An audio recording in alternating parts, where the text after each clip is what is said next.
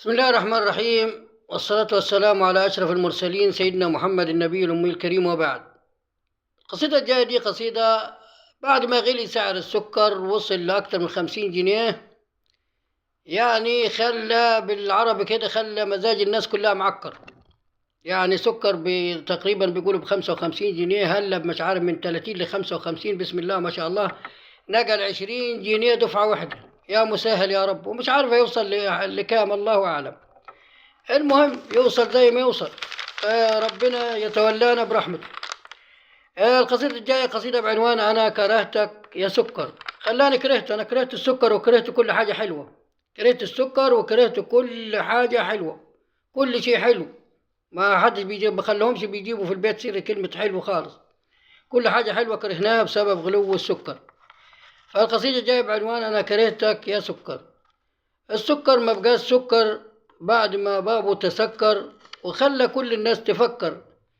لما مزاجها تعكر بعد ما أصبح سعره غالي، وبيلعبنا زي شيكة بالة وكول بالي.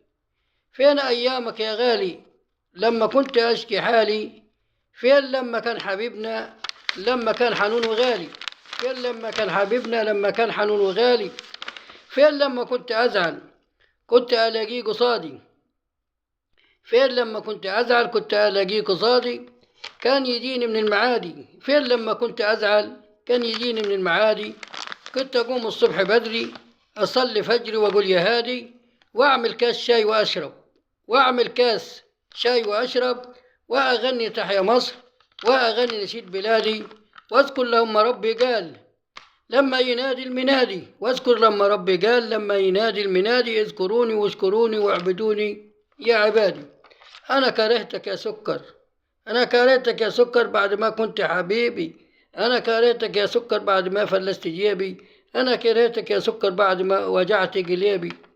حد الله بيني وبينك، حد الله بيني وبينك، ده أنت حلاوتك مرار. أنت جهنم ونار، خليت نهاري ظلمة وليلي أصبح نهار، بعد ما كنت يا سكر بيني وبينك عمار. وشكلك هتيجي في حكاوي شهر زاد وشهر يار، وشكلك هتيجي في حكاوي شهر زاد وشهر يار. أنا كرهتك يا سكر زي ما كرهت الصهاينة.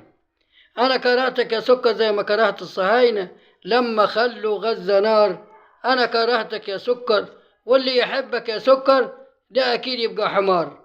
واللي يحبك يا سكر ده أكيد يبقى حمار. ولكم تحيات الشاعر علي عبد الرازق الدالي، معصر الفتح أسيوط. ولكم تحياتي حبايبي ومتابعيني على قناتي على اليوتيوب. اشتركوا معي وتابعوني، لأني بنزل تقريبا كل